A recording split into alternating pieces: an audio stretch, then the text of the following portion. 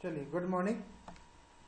आज देखेंगे हम एसपीटी टेस्ट के बारे में, स्टैंडर्ड पेनिट्रेशन टेस्ट के बारे में। ठीक है,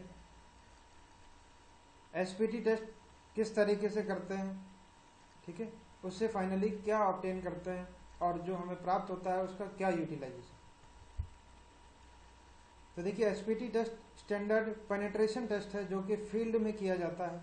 ठीक है, लैब में इसको करना पॉसिबल नहीं होता है, काफ़ी हैवी स्ट्रक्चर होता है, जिसको हम पहले अभी डायग्राम के माध्यम से बेसिक इसका सैंपल देख लेते हैं किस तरीके का अरेंजमेंट होता है। ये देखिए, ये एसपीटी टेस्ट है। ठीक है, ये अरेंजमेंट है इसका। यहाँ पर देखिए, ये ग्राउंड सरफेस है, ये जो दिखाई दे रहा है ये ग्राउंड सरफेस है। ठीक है, यहाँ पर ये जो पुली अभी आपको हवा में लटकी हुई दिखाई दे रही है, ऐसा नहीं होता है। इसको तीनों तरफ पोल लगा करके हम स्टैंड पे रखते हैं। एक पोल ऐसे लगा दिया जाता है इस तरफ, ठीक है, एक पोल इस तरीके से, ऐसे तीनों तरफ लगा देंगे, ग्राउंड पे उनको फिक्स कर देंगे ताकि यहाँ पर फिर रोप लगाई जा सके इसके माध्यम से बाहर, यानी इसको फिक्स किया जाता है। इसके बाद क्या करते हैं, ये देखिए रोप लगा हुआ है, ये हैमर है, इसको कहते हैं डोनट हैमर। ठीक है, इसका वेट करीब 63 kg होता है। ये डोनट हैमर जो सर्कुलर आयरन का बना हुआ रहता है। ये रॉड देखिए, आप ऊपर से देखिए, ये पास होते हुए यहाँ से इस तरीके से जाती है। ठीक है, ये मेन रॉड होती है जिसको हम क्या करते हैं, ग्राउंड में इंसर्ट कराते हैं। ग्राउंड में इंसर्ट कराने के लिए 3 स्टेप में इंसर्ट कराते हैं इसको। फर्स्ट स्टेप, फिर सेकंड स्टेप, फिर थर्ड स्टेप। पहले 15 सेंटीमीटर, फिर 15 सेंटीमीटर और फिर 15 सेंटीमीटर, इस तरीके से 3 बार उसको हम इंसर्ट कराते हैं। ठीक है, इसको ड्रिल रॉड कहते हैं, इसको अनविल कहते हैं। ठीक है, इसके माध्यम से यहाँ पर जो रॉड होती है वो फिक्स रहती है और उसको बाद में निकालने में भी काम आता है। ये अनविल है। ये स्लिप गाइड, देखिए इन दोनों का नाम अलग अलग। ये स्लिप गाइड पाइप, ये ड्रिल रॉड, यानी ये दोनों जो रॉड है ये आपस में थ्रेड के माध्यम से यहाँ पर जुड़ी रहती है। जैसे एक पाइप को दूसरे पाइप से जोड़ देते हैं तो यहाँ पर जुड़ा हुआ रहता है इस वाले पोर्शन में। ठीक है, इसको हम यहाँ तक लाते हैं। ये जो हैमर है इसको इसके माध्यम से उठाते हैं। तो अभी देखिए उठी हुई कंडीशन में है, जब गिराएंगे तो यहाँ पर गिरेगा। कितनी ऊंचाई तक उठा करके गिराते हैं उसको, 762 mm की ऊंचाई तक उठा करके गिराते हैं। पहले इसको उठाते हैं, फिर गिराते हैं, फिर उठाते हैं, फिर गिराते हैं। तो जैसे इस पर गिराएंगे, ये इधर नीचे की तरफ, इसमें फोर्स लगेगा और ये चूंकि इससे थ्रेड के माध्यम से जुड़ा हुआ है तो ये जमीन में पेनिट्रेट करेगा, अंदर इंसर्ट हो जाएगा। ठीक है, ये पूरा अरेंजमेंट है। तो बाहर से आप पहले ये समझ लीजिए कि ये 3 रॉड लगा दिए जाते हैं, उनको एक रोप के माध्यम से इसको कनेक्ट किया जाता है। और ये जो रॉड है, ये रॉड 2 रॉडों को जोड़ करके अनविल लगा दिया जाता है उसमें से। ठीक है, ये अनविल फिक्स एक जगह स्थिति में कर दिया जाता है। और ये जो हैमर है इसको कुछ कुछ हाइट से बार बार गिराते हैं। ये हाइट कितना होता है, 30 इंच, 762 mm हाइट से गिराते हैं हर बार हमको। अब पहली बार 15 सेंटीमीटर अंदर जाने में कितनी बार हमको ये गिराना पड़ा है वो काउंट कर लेते हैं, नंबर ऑफ ब्लो। ठीक है, अगली बार 15 सेंटीमीटर अंदर जाने के लिए इसमें मार्किंग कर देते हैं। ठीक है, तो ये हमको पता चल जाता है कितना अंदर गया हुआ। अभी अगेन 15 सेंटीमीटर नीचे ले जाने के लिए फिर से हम देख लेते कितने ब्लो की जरूरत पड़ी और तीसरी बार फिर। ठीक है, ये इसका पूरा प्रोसीजर है। अब देखिए इसका स्टेप समझते हैं किस तरीके से करते हैं।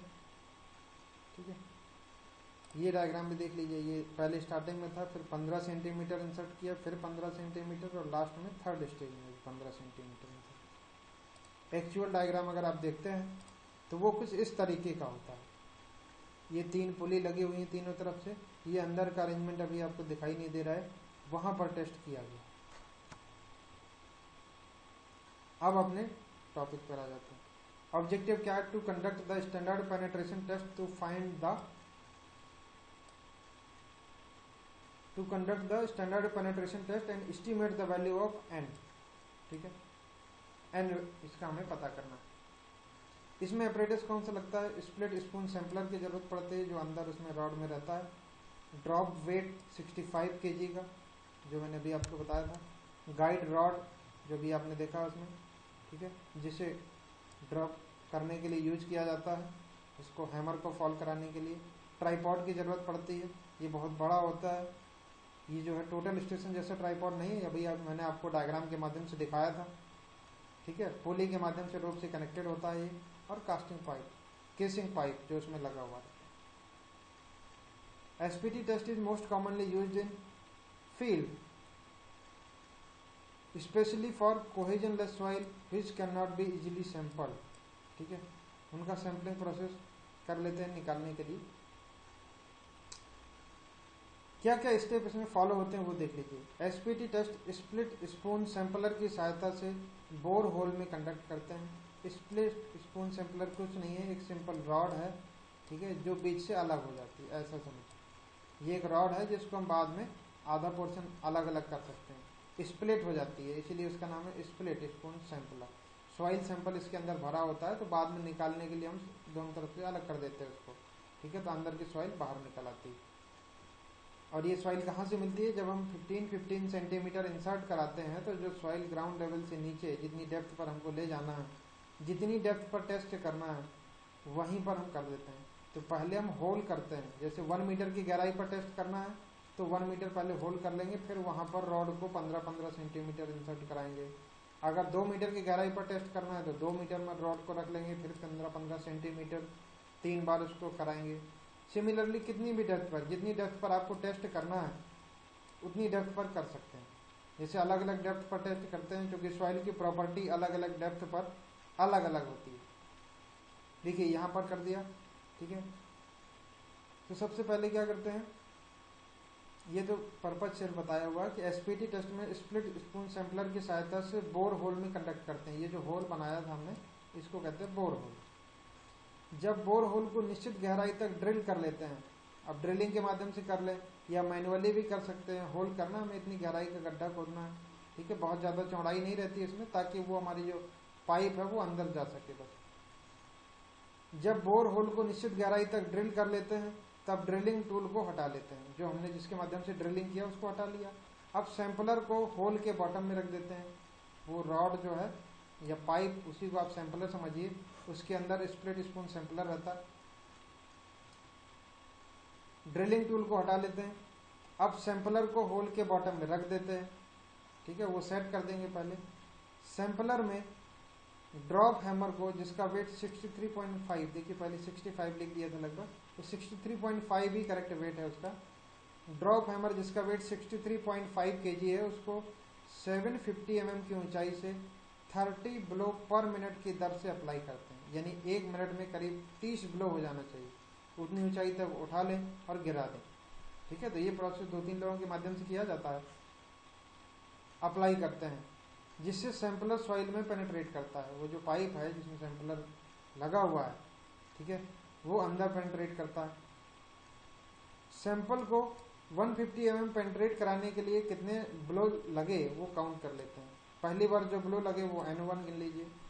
इसी प्रकार अगले 150 mm के लिए जो पेनिट्रेट करने के लिए ब्लो लगे उनको N2 ले लीजिए। इसी प्रकार तीसरे के लिए N3 लीजिए।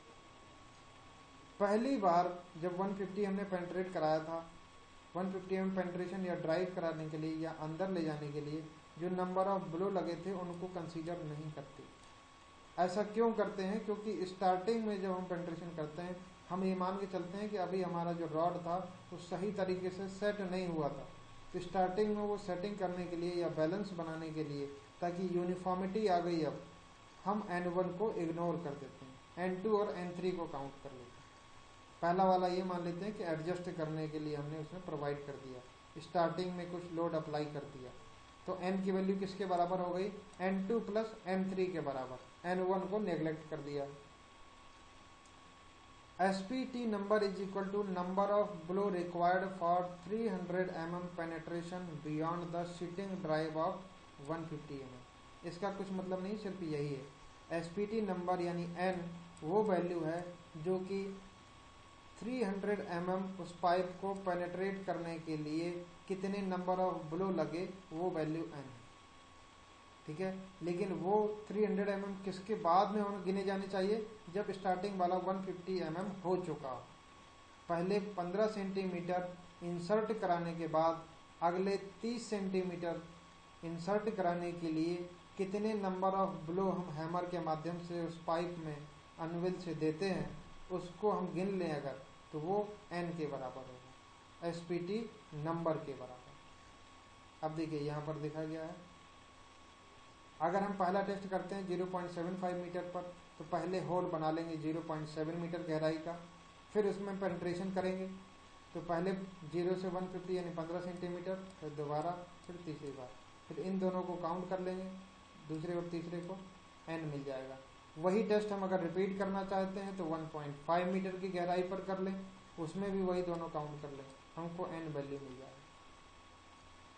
ठीक है, ये डायग्राम मैंने यहाँ पर बेसिक एक दिखाया हुआ है, आपने एक्चुअल डायग्राम देख लिया है तो इससे ज़्यादा कुछ पता चलने वाला नहीं है। ठीक है, वही टेस्ट है। अब ये n वैल्यू जब हमें मिल जाती है तो n के माध्यम से फिर हम बियरिंग कैपेसिटी कैलकुलेट कर लेते हैं।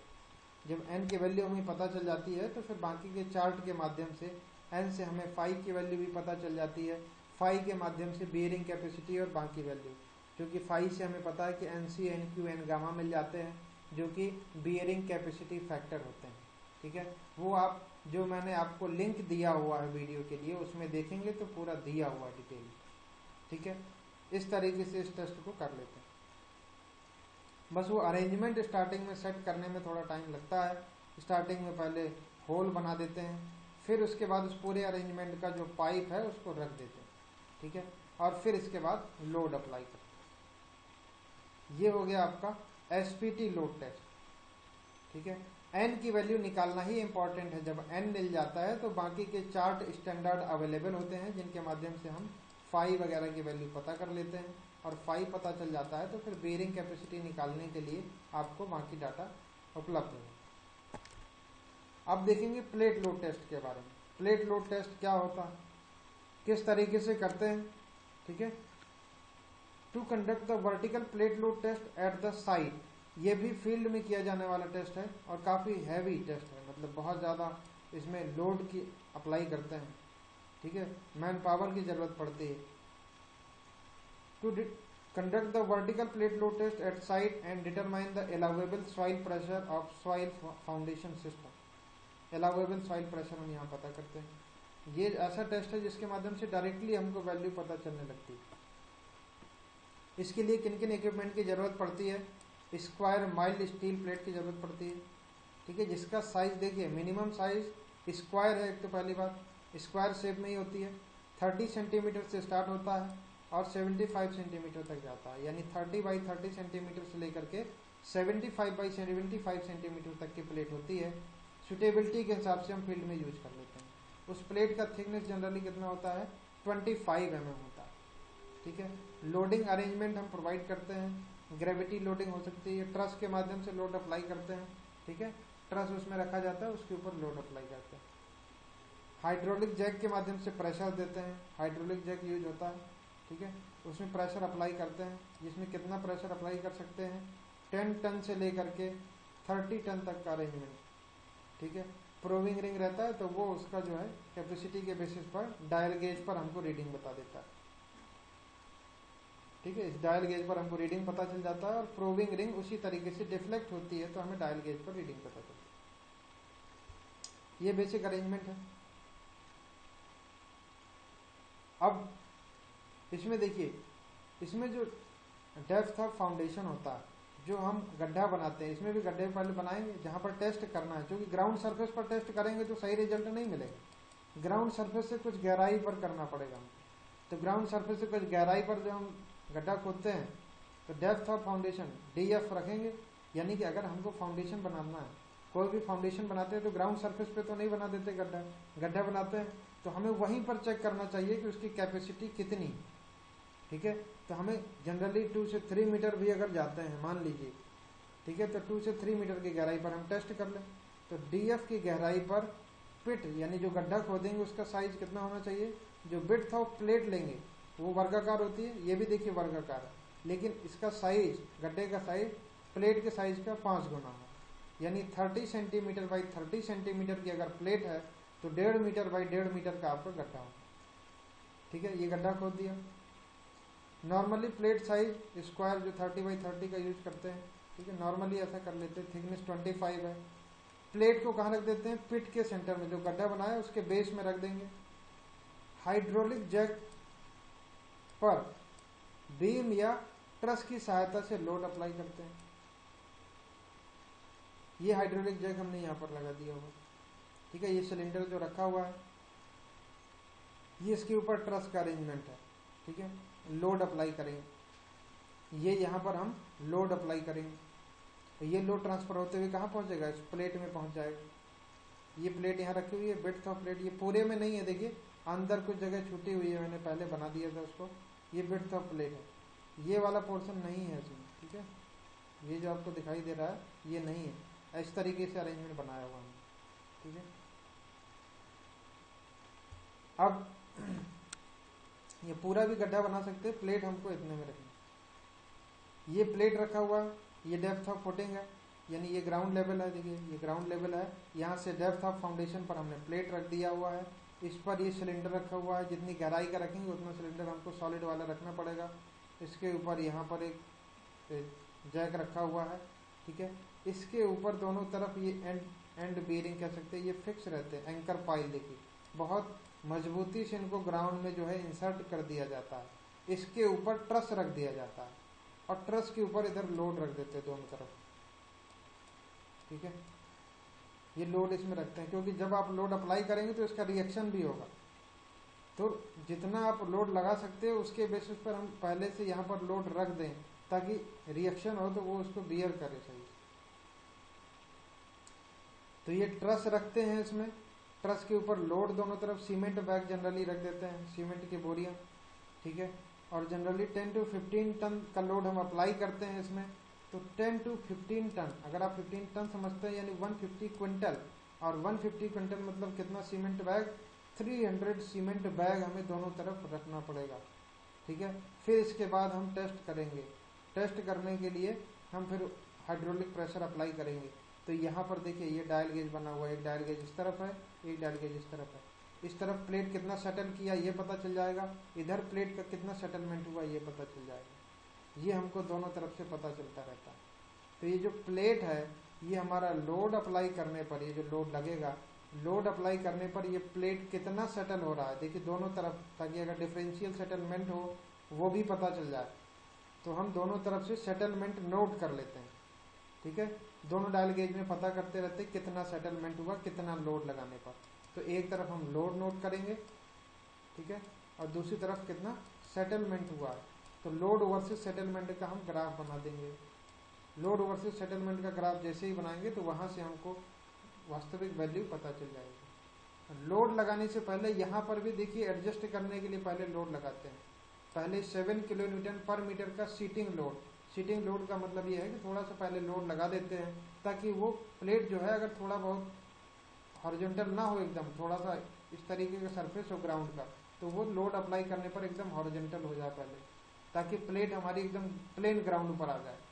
तो पहले एक लोड लगा देते हैं, जब वो एडजस्ट हो जाता है एकदम प्लेन हो जाता है, उसके बाद देखिए इसके बाद कुछ समय बाद इसे थोड़ा सा रिलीज करते हैं और फिर लोड अप्लाई करते हैं, ताकि वो प्लेन ग्राउंड के ऊपर लोड जब लगे तो सही तरीके से एकदम 100% लोड ट्रांसफर हो पूरा।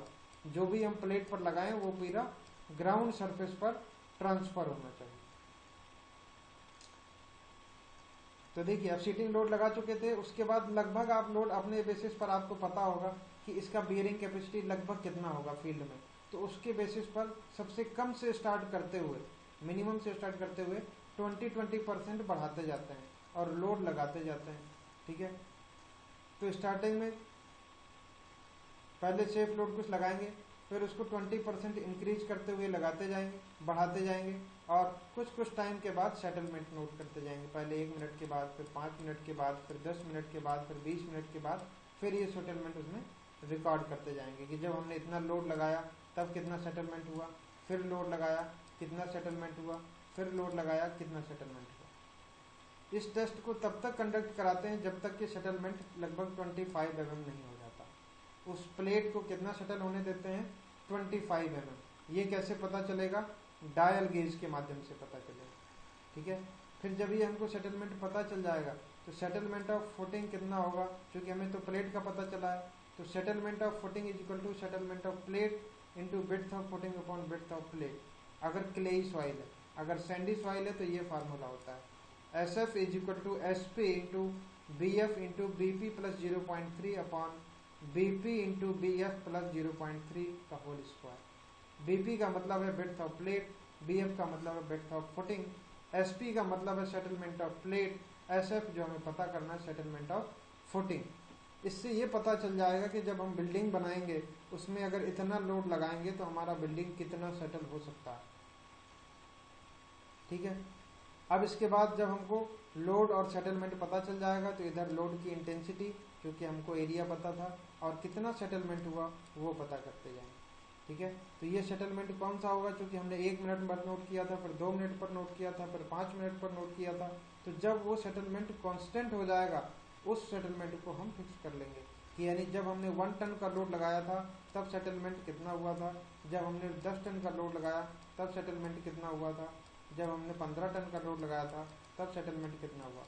ठीक है, क्योंकि पहले सेटलमेंट जैसे आप लोड अप्लाई करते रहेंगे सेटलमेंट धीरे धीरे धीरे धीरे चेंज होता रहेगा, एक टाइम के बाद देखेंगे कांस्टेंट हो जाएगा। ठीक है, तो वो कांस्टेंट वैल्यू हमें फाइनली इसमें से नोट कर लेंगे। इस तरीके से लोड और सेटलमेंट के बीच में हम ग्राफ बना लेंगे, हमको वैल्यू इसमें से पता चल जाएगा। तो जहाँ पर ग्राफ का नेचर बदलेगा वहाँ पर ये जो वैल्यू मिलेगी लोड इंटेंसिटी की, उसी को कहेंगे ultimate bearing capacity of soil. ये एकमात्र टेस्ट है जहाँ से आपको directly ultimate bearing capacity soil की पता चल जाती है, और ये फील्ड में करना होता है, इसके माध्यम से हम पता करते हैं। ठीक है, इसका मैं कुछ आपको 1-2 इमेज दिखा देता हूँ किस तरीके से है।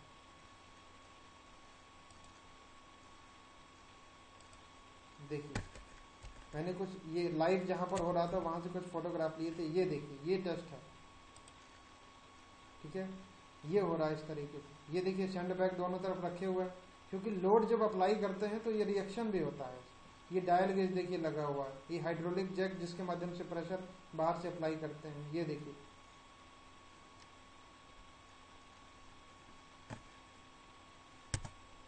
ये यहाँ पर ये देखिए सिलेंडर के माध्यम से, ये सिलेंडर रखा हुआ है, नीचे ये बेस प्लेट आपको दिखाई दे रही होगी, ये गड्ढा बना हुआ है, उसके बीचों बीच में प्लेट रखी हुई है, सिलेंडर रखे हुए हैं, ये यहाँ पर हाइड्रोलिक जैक।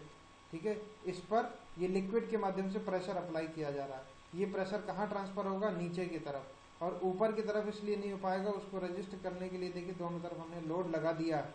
अगर ये लोड नहीं लगा हुआ होता तो ये ऊपर की तरफ चला जाएगा। तो हम लोड अप्लाई करेंगे इसके माध्यम से, ये देखिए हाइड्रोलिक प्रेशर जा रहा है, नीचे जाएगा, जितनी डेप्थ पर हमको बनाना होगा उतने ये सिलेंडर बढ़ते जाएंगे। एक एक सिलेंडर ये 50-50 kg का होता है, बहुत हैवी होता है। ये देखिए इस तरीके से ये अरेंजमेंट इसका बना हुआ है, ये मैंने कोशिश किया जूम करके। ठीक है, ये अरेंजमेंट है। तो ये आप इसमें देख पा रहे होंगे किस तरीके से है।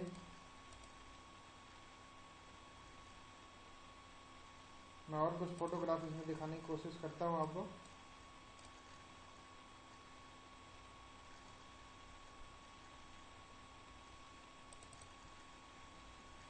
ये देखिए इसके माध्यम से तो प्रेशर अप्लाई करते हैं, इसको यहाँ पर रखा गया है, ये जो आप यहाँ पर देख रहे हैं ये पूरा सॉलिड होता है एकदम। ठीक है, ये यहाँ पर लगा हुआ है, देखिए ये गड्ढा आपको दिखाई दे रहा है, यहाँ पर खाली अभी पेट बना हुआ है इसका। ये इस तरीके से बहुत सारे मैन फोर्स की जरूरत पड़ती है इसमें। ये पूरा अरेंजमेंट है, ये इसको सेटअप करने में ही कई घंटे लग जाते हैं, ये मान के चलिए आप। ठीक है, ये छोटा सा वीडियो 1 मिनट का, उसको भी आप लोग देख लीजिए। ये देखिए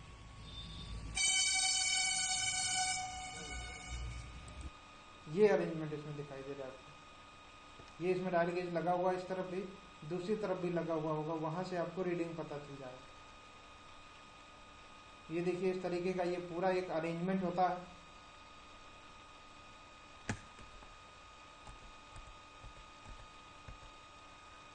ये डायल गेज यहाँ पर सेट कर दिया जाता है, जिससे हम रीडिंग पता कर सकते हैं। ये सैंड बैग इतने सारे रखे हुए, देखिए 15 टन के लिए ये किया गया था, तो करीब 300 बैग इसमें रखे गए थे।